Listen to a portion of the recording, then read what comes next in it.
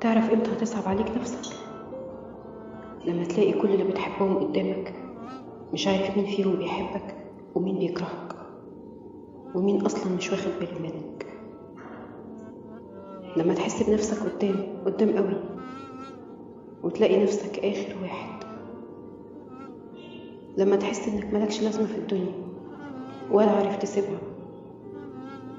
لما تلاقي شخصية موجودة في حياتك مكتوبة عليك ومش ليها اي لازمة في حياتك وللأسف مش عارف تخليها بعيد عن حياتك.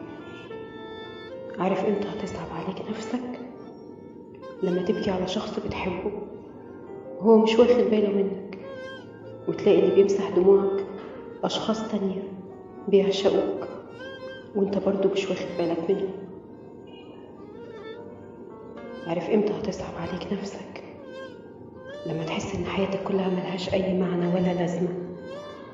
لما تفكر في الموت وتعد كم واحد هيعيطوا عليك بعد ما تموتوا على فراقك. لما تعيش مع بني آدم وترسمه شخصية وتحترمها وفي الآخر تلاقي شخصية تانية خالص وكأنه واحد انت ما تعرفوش. لما تبكي بحرقة واللي بتبكي عليه نسيك وانت للأسف مستنيه يمسح دموعك.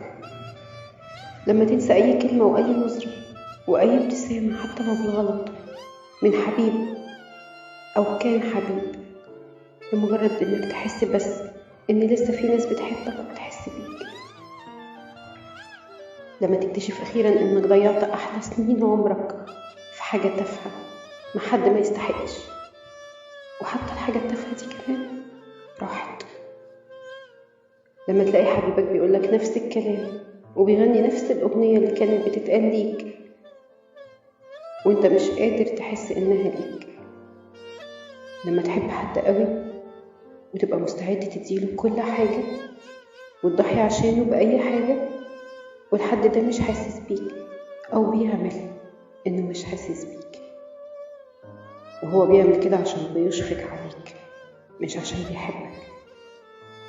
ساعتها هتصعب عليك نفسك قوي لما تصرخ بأعلى صوتك ومفيش حد بيسمعك ولا حتى نفسك.